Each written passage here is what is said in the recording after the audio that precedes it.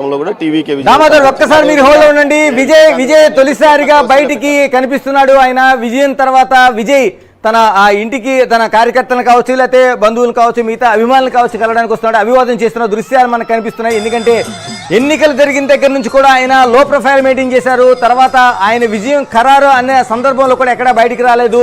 కార్యకర్తలను ఉద్దేశించి కూడా ఎక్కడా హడావిడి చేయదు, మీరు ఆర్భాటాలకు పోవద్దని ఒక ఇండికేషన్ చేశారు. కానీ ఏదైతే ఖచ్చితంగా విజయం సాధిస్తున్నారని చెప్పారో అక్కడతో అందరూ కార్యకర్తలు రోడ్లపైకి స్వచ్ఛందంగా బయటకు వచ్చారు. అటు ఇంటిలో హడావిడి కావచ్చు, లేకపోతే పార్టీ కార్యాలయం వద్ద ఇప్పుడు మనం చూసిన సంబరాలు కావచ్చు, ఇవన్నీ కనిపిస్తున్నాయి. విజయ్ మనకి అభివాదం చేస్తున్న దృశ్యాలు అయితే కనిపిస్తున్నాయి. విజయ్ తొలిసారిగా ఇక్కడ ఈ ఎన్నికల తర్వాత ఈ రిజల్ట్ ఈ రోజు ప్రకటించిన తర్వాత మీడియా ముందుకు వచ్చిన దృశ్యాలు మనం బిగ్ టీవీ స్క్రీన్ మీద చూస్తున్నాం. ఇప్పుడు ఇంకో గొప్ప విషయం ఏంటంటే ఇప్పటివరకు చాలా వరకు విమర్శకులు చాలా విమర్శలు చేసిన త్రిష కూడా ఆయన ఇంటికి వచ్చింది.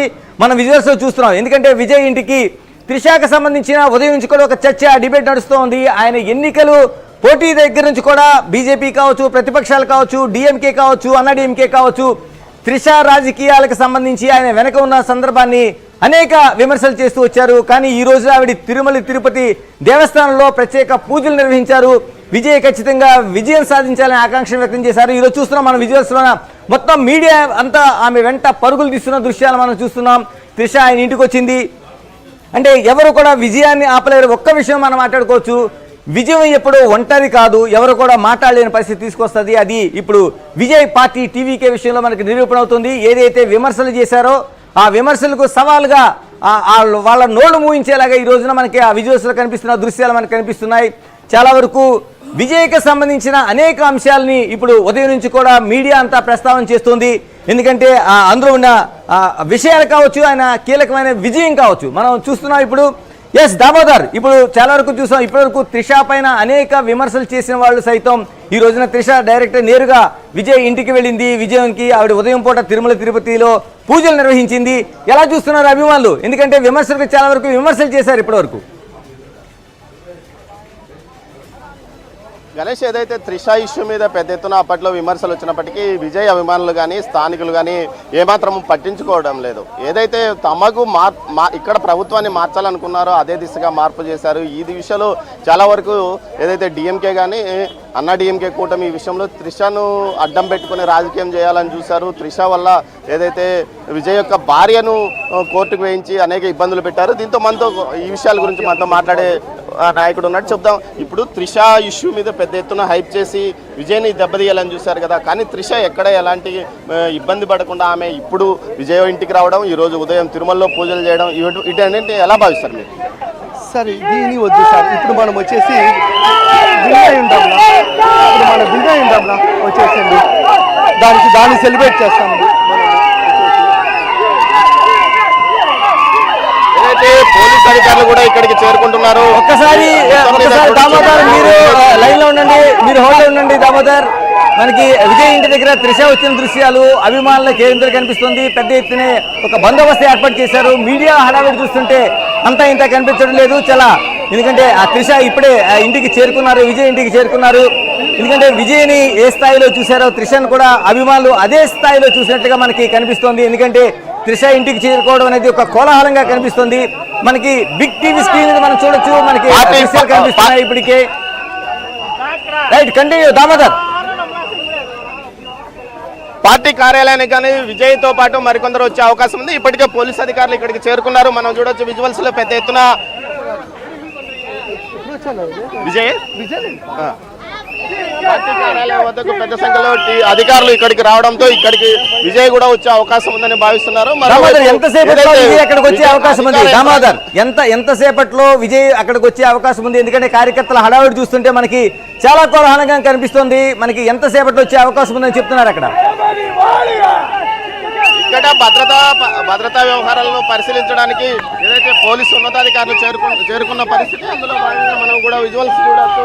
స్థానికంగా ఉన్న పోలీసు ఉన్నతాధికారులు ఇక్కడ చేరుకుని బందోబస్తు విషయాలను పరిశీలించడానికి వచ్చారు. కాబోయే ముఖ్యమంత్రి కాబట్టి ఖచ్చితంగా ఏదైతే వీటికి సంబంధించి వ్యవహారాలను ముందస్తుగా చూసి ఆ తర్వాతనే వీటికి ఏదైతే వీరిని పంపించే అవకాశం ఉందని తెలుస్తుంది. అందులో భాగంగా ట్రయల్ రన్ కూడా నిర్వహిస్తున్నారు. ముందుగా అధికారులు ట్రయల్ రన్ నిర్వహించిన తర్వాత పూర్తి స్థాయిలో ఇటు ఏదైతే ఉన్నతాధికారులు ఇక్కడికి ఉన్నతాధికారుల సూచనల మేరకు అభిమానులు కానీ ఇతరులు కానీ వచ్చే అవకాశం ఉంది. గణేష్.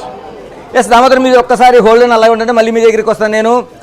చెప్పండి ఆదినారాయణ గారు, ఎలా చూడాలి అంటే తమిళ రాజకీయాల్లోనూ ఒక ప్రబంధంలా చూడాలి? విజయ్ది ఆల్మోస్ట్ విజయం ఖరారైనట్లే కనిపిస్తుంది. ఇందాక దామోదర్ ఇచ్చిన అనాలిసిస్లో మనకు చూస్తుంటే అంటే ఇప్పటికి మెజారిటీ స్థానాలు 118 రాకపోయినా ఉన్న 2 డిఎంకే కావచ్చు, అన్నా డిఎంకే కావచ్చు, 2 పార్టీల్లో కూడా చాలా వరకు వాళ్ళంతా సమిష్టిగా పోటీ చేశారు కదా, సింగిల్ పార్టీలు కాదు కాబట్టి అందులో వాళ్ళు బయటకు వచ్చి మద్దతు తెలియజేసే అవకాశం ఉందంటున్నారు. మీరేమంటారు? ఉంది. ఎందుకు ఉంది అంటే అటువైపు అధికారం అవకాశం ఉంది కాబట్టి, అలాంటి అవకాశాలు ఇప్పటికి చాలా జరిగాయి కాబట్టి, ఎన్నో ప్రభుత్వాలు అలా ఏర్పడ్డాయి కాబట్టి ఇందుకు స్కోప్ ఉంది. ఎందుకంటే ఇప్పుడు వాళ్ళు ఎక్కడికి పోగలరు? వాళ్ళు అట్టే ఉంటే ఏమైపోతారు? ఆగిపోతారు. వాళ్ళు ఏమి అధికారానికి దూరంగా ఉండాల్సిందే. అదే అటువైపు పోగలిగితే దానితో ఆయనకి కెపాసిటీ కూడా ఉంది. విజయ్కి లేనిదేముంది? ఆయన సొంతంగానే 600 కోట్ల రూపాయల ఆస్తులు ప్రకటన చేసుకున్న ఒకనొక సంపన్నుడు. ఆయన ఏం ఆఫర్ చేయలేడు. అసలు అధికారం ఒకటి చాలు కదా, అధికారం చాలా దగ్గరలో ఉన్నాడు అనే ఒకనొక ఆ లుక్, ఆ పాజిటివ్ వైపు చాలు కదా ఆయన వైపు జనాలు రావడానికి. అందుకు స్కోప్ ఉంది. దానితోడు గవర్నర్ కూడా ఏం చేయాలి? విధి లేని పరిస్థితుల్లో అక్కడ ఎవరు సింగిల్ లార్జెస్ట్ పార్టీ ఉన్నారో వాళ్ళకే ఫస్ట్ ఆఫర్ చేయాలి. కాబట్టి ఇటువైపు నుంచి వచ్చే అవకాశాలు ఉన్నాయి. ఇంకోటి ఏంటంటే టీవీకేకి బాగా కొద్దిగా దగ్గర రిలేటివ్గా ఉండే వాళ్ళు ఎవరు ఉంటారు? లేడీసు, యూత్, వాళ్ళందరూ ఇటువైపు ఉండే అవకాశం ఉంది. దానితోడు అన్నాడీఎంకేలో లేని ఒక పెద్ద గ్యాప్ ఉంది, జయలలిత గ్యాప్. ఆ గ్యాప్ని ఫిల్ చేయడానికి ఇతనే ఉన్నాడు. మేము అమ్మ బదులు ఇప్పుడు ఇక అన్న అంటామని చెప్పి అన్న వైపు వచ్చే అవకాశం ఏఐడిఎంకే నుంచి కూడా ఉంది. అంటే మనం మాట్లాడుకోవాల్సింది టోటల్గా ఈ డిఎంకే కావచ్చు, అన్న డిఎంకే కావచ్చు, ద్రవిడ రాజకీయాలకు భిన్నంగా విజయం సాధించాడని చెప్తున్నారు. ఓకే, అలాంటి పరిస్థితుల్లోన మిగతా పార్టీలు అంటే వచ్చి చేరే అవకాశం ఉందా? వాళ్ళు ఎలా చూడగలుగుతారు దాన్ని? సార్ ఇప్పుడు నేను ఇన్ జనరల్గా నా పర్సనల్ ఒపీనియన్, మనది ఐపీఎల్ మైండ్ సెట్లో ఉన్నాం మనమంతా. మనం ఎక్కడో ఆస్ట్రేలియా కమిన్స్ వచ్చి హైదరాబాద్ సన్ రైజర్స్కి ఆడుతున్నాడు అంటే టోటల్గా అది కేవలం ఒక క్రికెట్కి సంబంధించింది కాదు. మైండ్ సెట్ ఇప్పుడు మారింది. అంత ద్రవిడ సిద్ధాంతంతో ఊగిపోయిన కమలాసన్ ఎక్కడున్నాడో తెలీదు. ఆ డిఎండికే అని ద్రవిడ సౌండ్తో పెట్టిన విజయకాంత్ ఎక్కడున్నాడో తెలీదు. ఆయన పాపం ఏం సాధించలేకపోయారు. 2 పార్టీలు కూడా లేవు కదా, లేవు. కాబట్టి ఒక గ్యాప్ చూస్తున్నారు. దానితో వారసత్వ రాజకీయాలు, కరుణానిధి తర్వాత స్టాలిన్ తర్వాత ఉదయనిధి స్టాలిన్, ఇంతేనా? దాని మీద ఇతనికి ఉన్న పాపులారిటీతో దెబ్బ కొట్టాడు వారసత్వ రాజకీయం. దానికి బాగా దట్టంగా పెరిగిపోయిన అవినీతి. జనరల్గా ఇప్పుడు మీరు ఈసారి కాదు కానీ ఇంతకుముందు సారి 7,000 కోట్లు స్టాలిన్ అల్లుడి దగ్గర దొరికాయి ఆయన ఇంట్లో. అది ఎంత పెద్దది! అది ఒక హార్డ్ క్యాష్ 7,000 కోట్లు దొరకడం అంటే వాళ్ళకి ఎంత ఉంటాయి? ఇంకా ఆయన ప్రకటించుకోవడానికి 6 కోట్లు కూడా ప్రకటించుకోవాలా స్టాలిన్. కానీ జనాలు ఎవరు నమ్మరు, వాళ్ళ దగ్గర అంత లేదు, డబ్బు లేదు అంటే. ఈ అవినీతి మీద కూడా అతను బాగా గట్టిగా కొట్టాడు. మనకి ఫ్రెష్ లుక్ కావాలి, ఫ్రెషర్ కావాలి. ఇప్పుడంతా యూత్ ఈ క్రేజీ థింకింగ్ ఎక్కువైంది. మనకేం కావాలి? మన ఏఎస్లు ఐపీఎస్లు కూడా యూత్ ఏం చేస్తున్నారు? క్రేజీగా థింక్ చేస్తున్నారు. ఎవరిని లెక్క చేయట్లా. అలాంటి లెక్క చేయని పాలిటిక్స్ కావాలి నాకు అనుకున్న వాళ్ళకి విజయ్ ఒక ఆప్షన్ అయ్యాడు. అంటే తమిళనాడు రాజకీయాలను ఈ విధంగా అంటే పూర్తి మెజారిటీ రాకపోతే మిగతా పార్టీలు వచ్చి సపోర్ట్ చేసిన దాఖలాలు చాలా వరకు కనిపిస్తున్నాయి. ఉన్నాయి గతంలో ఉన్నది. అది ఇప్పుడు మళ్ళీ కొనసాగే అవకాశం ఉందా? ఉంది. ఇప్పుడు విజయ్కి అతిపెద్ద అడ్డంకి ఎవరు అంటే కేంద్రమే, బీజేపీ అతిపెద్ద అడ్డంకి. ఈయనని ఇప్పటి వరకు జననాయక నా పేరు సిబిఐ వరుసగా అతను చాలా సీరియస్ పబ్లిసిటీలో ఉన్నా కూడా వచ్చిపోమన్నారు. చాలా ఇబ్బందులు పెట్టడానికి చాలా తీవ్రంగా ట్రై చేశారు. ఆ తర్వాత ఆ అమ్మాయిని సంగీతాన్ని ప్రయోగించారు, భార్యని. అయినా కానీ వాటన్నిటిని దాటుకొని అతను వచ్చాడు. నెక్స్ట్ స్టెప్ కూడా దాటుకొనే ముందుకు వెళ్ళడానికి స్కోప్ ఉంది. ఎందుకంటే అతను పవర్ పనిచేస్తుంది, ఏదో అతను రాజయోగం లాగుతుంది అతన్ని. కాబట్టి స్కోప్ ఉంది, ఆయన అయ్యే అవకాశం ఉందనే అక్కడ ఉన్న వాళ్ళందరూ, నేను చాలామందితో మాట్లాడాను తమిళనాడులో, లేదు అవుతాడు ఆయన సీఎం అనే. ఇలా సుజాత ఏదో మీ దగ్గర బిగ్ బ్రేకింగ్ ఏదో ఉన్నట్టుంది. సుజాత చెప్పండి. ఇప్పుడు 7 స్థానాల్లో 7 ఎమ్మెల్యేలు విజయం సాధించారు. ఇక పార్టీల వైజ్ గా చూసుకుంటే ఏఆర్ కాంగ్రెస్ 3 స్థానాల్లో విజయం సాధించింది. Bharatiya Janata party BJP NDA కూటమిలో 1 స్థానాన్ని కైవసం చేసుకుంది. ఇండియా కాంగ్రెస్ 1, ఏడీఎంకే 1 స్థానాన్ని, డిఎంకే 1 స్థానాన్ని, అంటే మొత్తం 30 సీట్లలో 7 ఆల్రెడీ సక్సెస్ అయింది. ఇంకా మిగతా పెండింగ్ వచ్చేసి కేవలము 23 మాత్రమే ఉన్నాయి. ఆ 23లో లీడింగ్లో ఉంది. 6 లీడింగ్లో ఏఆర్ కాంగ్రెస్ ఉంది, దాంతో పాటు బీజేపీ ఒకటి లీడింగ్ లో ఉంది.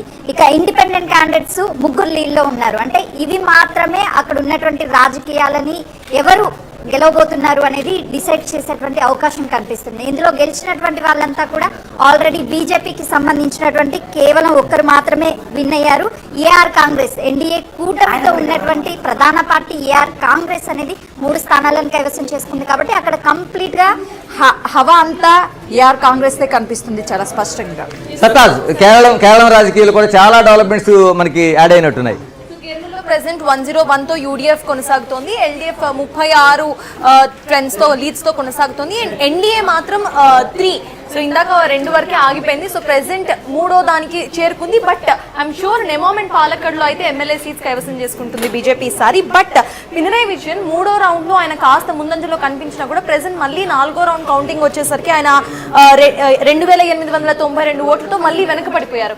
సో ఈయన గెలుస్తారా గెలవరా అనేది ఇప్పుడు మేజర్ అందరిలో కూడా చాలా పెద్ద క్వశ్చన్ మార్క్గా మారిపోయింది.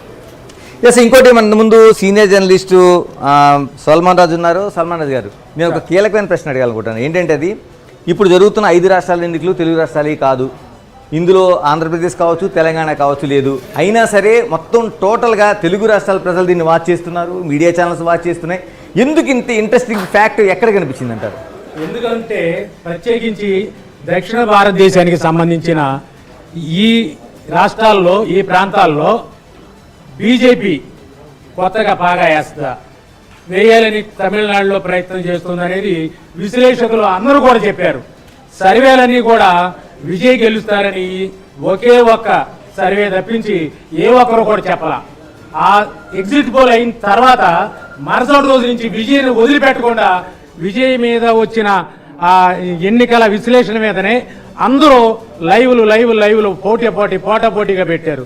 కారణం ఏమిటంటే ఏమి జరగబోతుంది అంటే అది విజయ్ ఒకే మాట మీద ఉన్నాడు.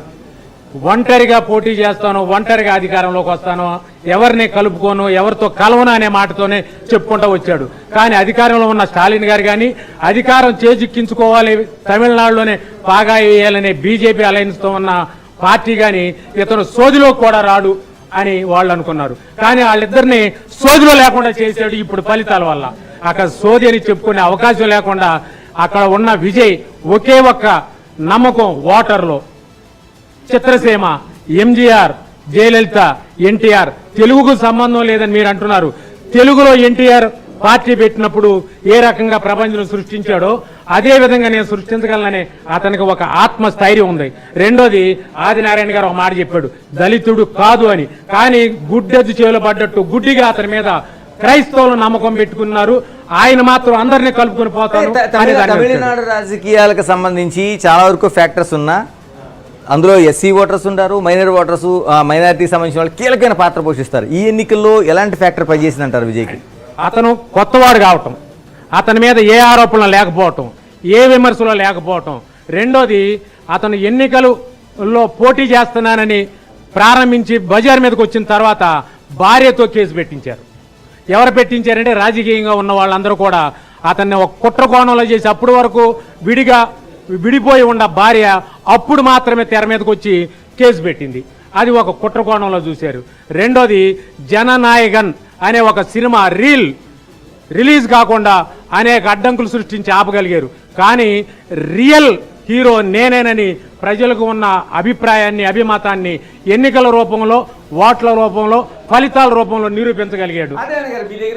చాలా వరకు రాజకీయాలు ఒక కీలకమైన పాయింట్ టచ్ చేశాడు ఆయన. ఎలా అంటే రాజకీయాల్లోన ఉండే ఎవరైతే పోటీ చేస్తున్నారో వాళ్ళ కుటుంబ విషయాలు, వ్యక్తిగత విషయాలను తెరపైకి తీసుకురావడం, అప్పటికప్పుడు ఉండే భార్య కుటుంబ సంబంధాలు కావచ్చు, లేకపోతే బయట ఉండే సంబంధాలు కావచ్చు, వీటిని తెరపైకి తీసుకొచ్చి చర్చించడం అనేది